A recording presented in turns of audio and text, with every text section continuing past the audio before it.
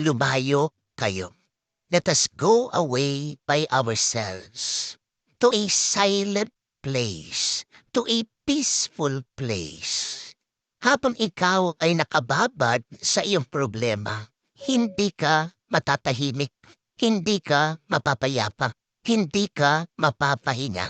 We must learn to separate ourselves from our problems and find our quiet place and find our peaceful, silent place.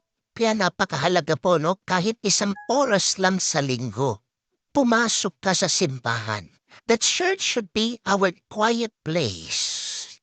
Dapat tahimik kasi ito yung panahon mo para nilalayo mo muna yung iyong sarili para buuin mo ang iyong sarili. Pag ikaw kasi ay humaharap sa mga problema, di ba? Parang ikaw ay kakawatak-watak. When problems hit us, they break us.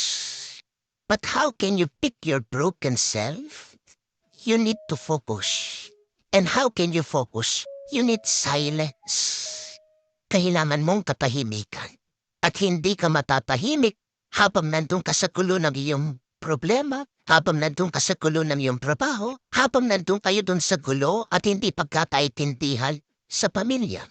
It's okay to go away sometimes. Yan yung pagkakamali po minsan ng mga nag-aaway na mag-asawa. Pag hindi magkaintindihan ang mag-asawa, dapat alam nila kung kailan sila dapat hihinto una. Pag talagang hindi mag-move forward yung kanilang argument, yung kanilang pagbuhusan, they should learn to stop and say, palamig muna tayo. Iwalay muna tayo. Pag malamig na yung ulo natin, pag medyo tahimik na yung puso natin, damdamin natin, dun tayo magbalik at mag-usap.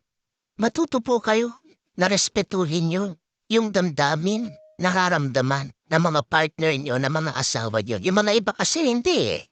Gusto nila, hindi. Pag tayong aalis dito hanggang hindi masusolusyonan ito, hanggang di natin pag-usapan ito. Sometimes you have to give up and go away and separate yourselves in order to solve your problems. Hiwalay muna tayo. Pahinga muna tayo.